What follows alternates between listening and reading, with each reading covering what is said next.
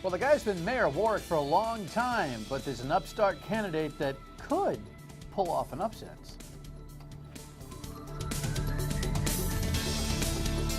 Welcome to My State of Mind. I am Dan York. Program note, I shall not be here tomorrow night because, some fledgling team, what is it, Kev?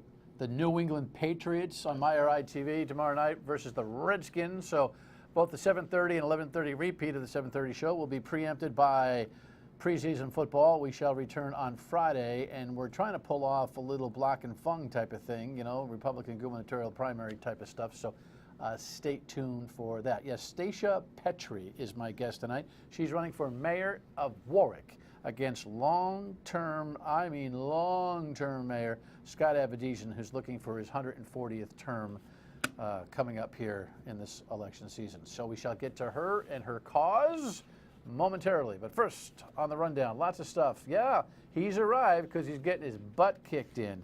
That's how you know he has arrived. Does the old guy still bring some juice? Well, we'll find out August 27th in the state of Rhode Island. I'll explain that to you. Oh, we got huffing and puffing here about something really important at the State House, and then it's kind of like, was it Emily Rotillo? No, that's not Rotillo. Who's the candidate? The character on Saturday Night Live that used to be. Why am I asking these people? See, when you randomly, and you don't write a script, when you randomly do a show, you don't write a script, and something pops into your head, and you look at people who weren't even born when you were watching Saturday Night Live, or Kev, are you that? Yes. Who was the Nevermind? Who was the Nevermind? Oh God. All right. It was Gilda Radner, but who was it? You know the Nevermind lady. Rough start to the show. I think we're going to have a good one. This is just such a beautiful move by our General Assembly. Incredible. This is really cool. Women in sports, a really, really breakthrough moment in the NBA. And golfers, pay attention to this story if you haven't seen it. It's funny and sad and angry. It makes you angry at the same time. All right, let's dig in. Yeah, he's arrived. He may not like the way he's arrived, but he has arrived. Here's the headline from Ted Nesi's work on WPRI.com. Tavares slams Clay Pell in new TV attack ad. Dun, dun, dun, dun, dun. Here you go. Clay Pell, after the Prius, spends about $1 million in advertising trying to make you forget that he lost his wife's car. And for the most part, it must be working, because I told you, remember I told you both on radio, noon to 3 on WPRO every day, and here, that you know that Clay Pell had moved in the polls when he starts to get whacked. Well, Angel Tavares is first up with the bat. How long have you lived in Rhode Island full time? I have been coming to Rhode Island ever since I was a child. Clay Pell, he's had 9 jobs in the past 8 years, 2 of them internships, and less than 18 months of that in Rhode Island. This is the place that I care about. He didn't even bother to vote in 3 of the last 5 Democratic primaries. Clay Pell, inexperienced and out of touch. Angel Tavares, plans for new jobs, infrastructure, and better schools. A leader to put families first. Blah, blah, blah, blah, blah, blah, blah. So Angel's obviously in trouble. Clay must have caught him or close in their internal polling. And if Clay starts to bypass Angel and comes after Gina Raimondo, she'll be even tougher on these ads. His resume is speculative. This notion that he was a senior advisor for national security makes me laugh. We'll see how the candidates attack that as we go. But for the most part, he's had a free ride to qualifying position here. I told you he would. Next item. Does he still bring it? I'm talking about the former president of the United States of America. Here's the headline. Yes, Bill Clinton is coming for this unknown Seth Magaziner, whose daddy has been a longtime loyalist in the Clinton camp. Here's the latest ads edited together, the Magaziner and Clinton and whatever else he's got. This is insider politics, and this is mismanagement. Together, they've been ruining Rhode Island for too long. I'm Seth Magaziner, running for state treasurer, and I've been endorsed by President Clinton. As treasurer, I'll direct more funds to Rhode Island, so we create jobs here. I've been endorsed by President Clinton, and my blueprint's been endorsed by business and labor leaders across our state. Seth Magaziner for treasurer. New leadership, not old politics. You know what, I got the new leadership, not old politics, and then you bring old politics in. Now look, the stature of the presidency is certainly something that stands out, no doubt. But politics, not me. But let me bring in one of the oldest characters in the book that I can bring in here. At least, you know what I mean. It's just the conflicts are nonstop. Anyway, this guy Magaziner might be another guy who's pumped up his resume. He was scheduled for the show on Monday, and they quit on us with a day's notice. Seth, come, have a seat. Let's talk about how many wise investment decisions you made while you were not investing at your job. But interesting stuff. Bill Clinton on the 27th. We'll talk more about that. And we get to, never mind, what was the character? Emily Latilla. Never mind. Remember? So I've been all hot and bothered about this expense that our representatives and senators are going to cost us because they need someone to hold their hand to go to the hearings at 38 Studios, the depositions really, the interviews by defense attorneys who are trying to poke holes in the state's case on the 38 Studios lawsuit. Here's the headline today. Hey, by the way, they halted them. The 1 or 2 or 10 legislators that would have been called down and who needed to be handheld lawyer-wise by our attorney general's hiring of outside attorneys doesn't need to happen, I guess, because the strategy has changed. I don't know if any public heat in the kitchen was part of that. There's Nick Mattiello, the guy who said, my people, my reps, they need lawyers because they're scaredy of the legal process. Ridiculous, absolutely ridiculous. Anyway, nothing to worry about now, but something tells me that story is not over. Next item.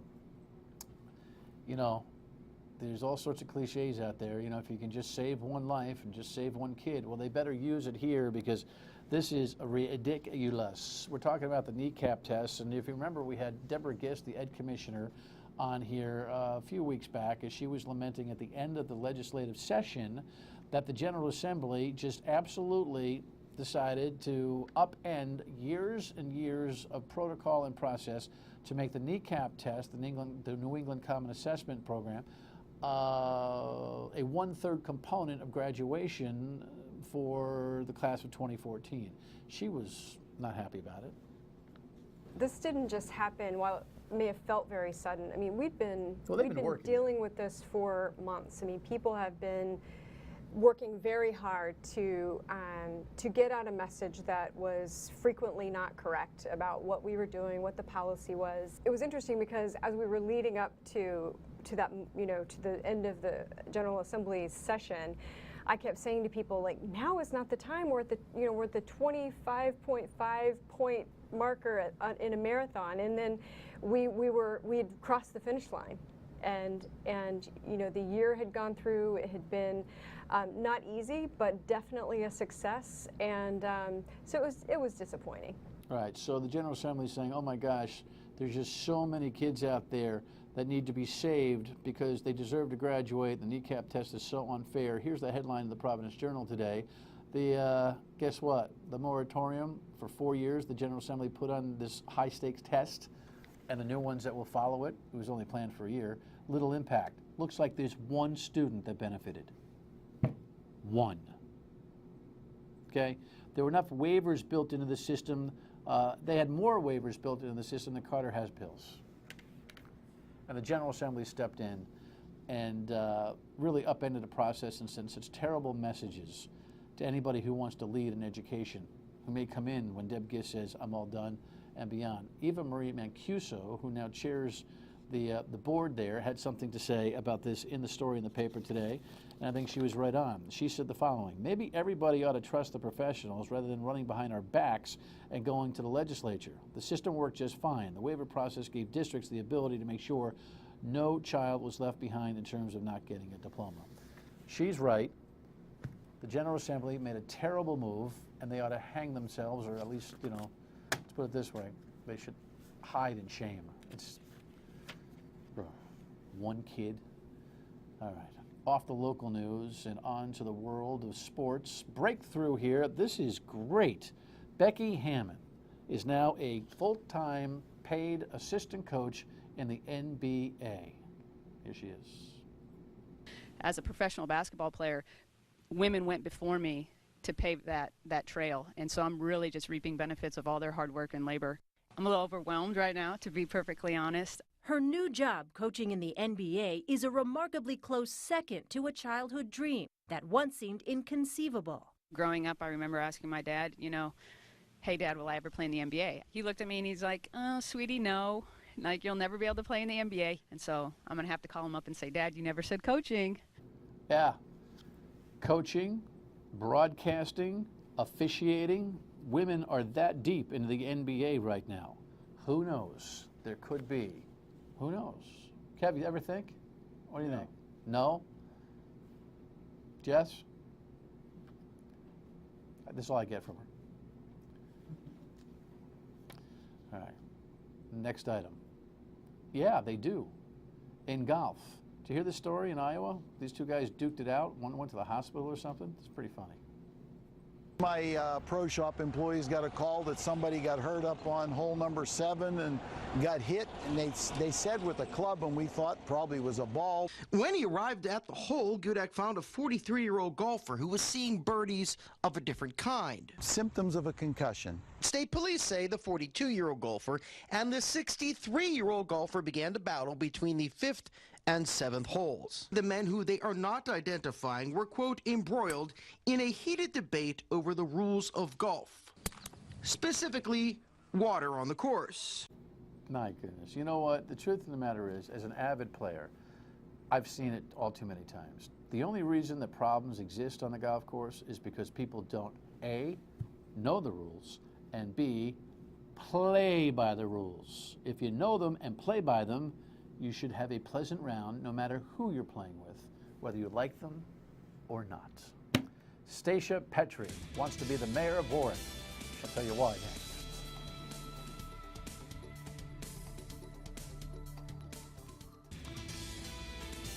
So, since Jesus was born, Scott Abedisian has been the mayor of Warwick, and he wants another shot amidst rumors that he wanted to run for lieutenant governor or senator or head of the Boy Scouts, or I don't know what. But, you know, we like Scott here. We've got a lot of disagreements with a lot of the stuff that he's done. But hopefully this will engage him, since his competitor is about, let's say, some tough things about his leadership and the strategies. Stacia Petri. I'm more inclined to say Stacia Petri, but that's not your name.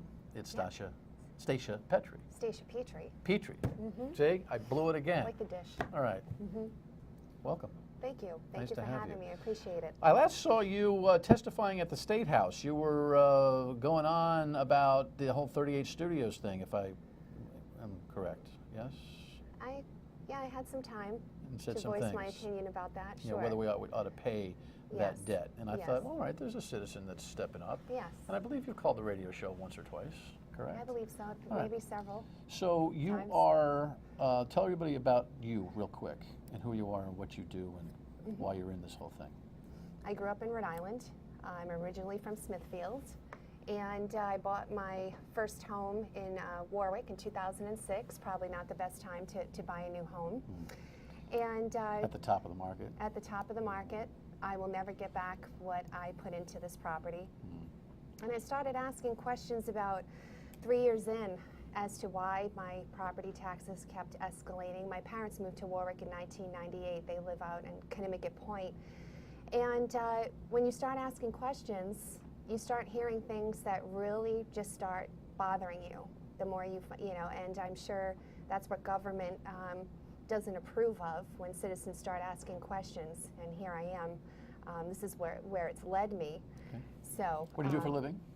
I work for a home delivery pharmacy, and we specialize in workers' compensation. The pharmacy is called Summit Pharmacy, and we're an advocate for injured workers. I've been doing this for almost 5 years. So you're a everyday, hardworking citizen that's just decided, what, mad as hell, not going to take it anymore, that type of thing? Absolutely. If someone needs to, I'm surprised there aren't more people lining up to do what I'm doing, running against the mayor. I can't believe I'm the only one, to be quite honest with you. Really? Imagine if I wasn't doing this, none of this information would come to light. Which information? Like the chart you want to show me? One. Let's That's show one. let's show the chart. This is Stacia came in with this this chart, which I think is kind of interesting. This is kind of a foundational argument in your campaign, correct? Walk us through it real quick. Yes, this is information that I'm leaving every door that I go to, and when I talk to the voters, I bring this to light. This is also on my campaign page as well. And what this is showing here is where all of our new tax dollars are going. And basically, if you look at the 10-year change in spending, so in 2004, we were spending $18 million for a city retired employee expense, and in 2014 it went up to $33 million. And that's what you see in black in the pie chart. The difference is $14 million. So we paid $14 million more over 10 years on the city retiree side. Bottom line, because charts are hard sometimes for Sure. watching TV, bottom line is you're saying you're spending more on folks who used to work for the city than what we're doing now and in the future, correct? Basically, I'd like everybody to know that it's like if you're running a business. And for every dollar that you have, so about 51 cents is going to the people that used to work for me. I pay 45 cents for the people that work for me. And I'm paying, I have less than a nickel left over to operate my business. So what are you going to do about that? How do you think that business would stay open? I hear what the problem is. Sure. What are you going to do about it? Well, we have hold the line on spending and hold the line on taxes. And there's only so much that you can do. We've been getting taxed now 14 years. It's been nonstop. We've had 14 years of tax increases with the mayor in office. And what it's leading to are families that are just, they're packing up and they're leaving. We've seen the population decline. But what do you do about the retiree expenses? I think the one thing that is a fair question to be looking at is right now we're paying $8 million a year for retiree health care. And this is on the city side. They're not paying anything for their health care. This includes the retiree, their spouse, and also their college-age student, son or daughter that still lives at home that's attending an accredited college. Time to end that. They have to pay something for health care. Small businesses pay hundreds of dollars per month, if not thousands. The unfunded liability in Warwick is huge, but the mayor keeps saying that it's in check. You pointing that out on the trail? I would, absolutely. I am challenging that every single day. We have $781 million in debt right now for the city of Warwick. And if you look at just one pension plan, this is police and fire one alone, the cost to taxpayers over 14 years to fund that and pay it down less than 3%, it would cost us $314 million. So we're paying, all of our tax dollars are going into a black hole. It's funny what happens when a disgruntled taxpayer starts paying attention to the numbers. She's like a walking computer on the data. When we come back, how the heck does she think she can win this thing? Stay with us.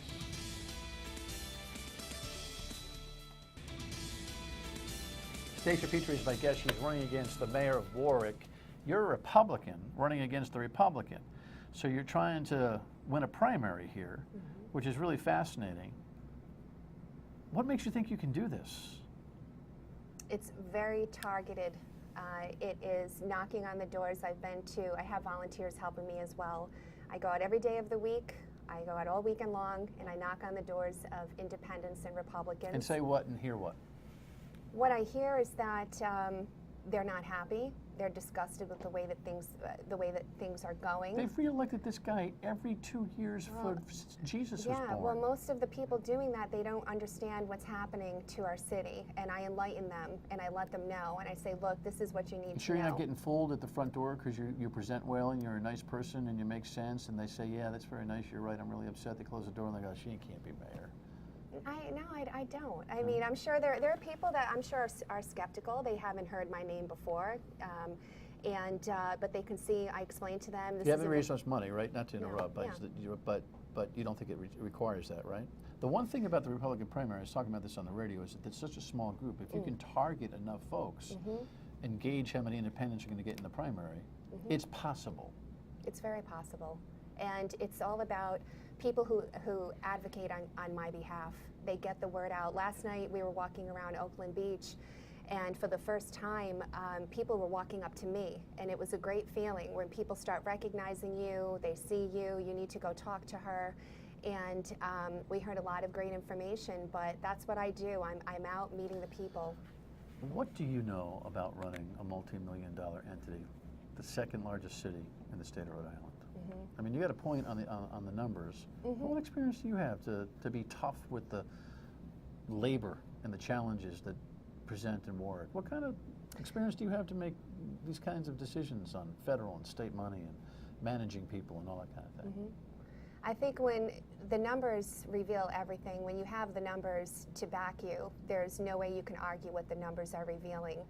And it's a matter of being honest with people, getting them together and saying, look, we need to work together. We're not seeing that in the city right now. Well, are you admitting that you're going to need on-the-job training? Because there's no possible way you're ready to be the mayor by resume spec, correct? I think with the right professionals working by my side, there are people, you have to bring the right people to come in, the professionals, to look at these numbers. And of course, the mayor's been in for 14 years. I'm sure there are going to be things that I will be learning along the way, but right now what I know is that we're a sinking ship and we have a massive amount of debt, and we have to take a look at how these departments are operating. There needs to be consolidation, and I think we need to definitely have retirees pay for their health care, and I know what it takes to hold the line on taxes. You think the mayor's taking you lightly? No, he's not. And that's a good thing, and I'm glad that he's not, because he said a few weeks ago that he's never heard of me, so he's definitely heard of me now. All right. Well, Scott, you're more than welcome to come in here and respond, and/or I think you'll take a debate with him on radio or television. Correct? Absolutely. I look forward to the opportunity. Right. Bring your charts. Nice to meet you. I will. Thank you. Thanks. You never know. It's a funky year at 2014 in politics around here. Your State of Mind when we come back. Stay with us. Voicemail, email, Facebook post, and we have a Facebook post here real quick. What do we have here? Rick says, what's the payroll ready for legal counsel at the Assembly? Can't they use those people? Well, we don't have to worry about it, Rick, anymore. No more threat of deposition for our reps and senators on the 38 Studios case until that situation changes. Then we'll be back to the same question, won't we? Ken Block, Alan Fung on the radio, noontime tomorrow on WPRO Live. Maybe those two guys on Friday as well. We're working on that. Football tomorrow night, so we'll take a break and be back on Friday. Good night. Thanks.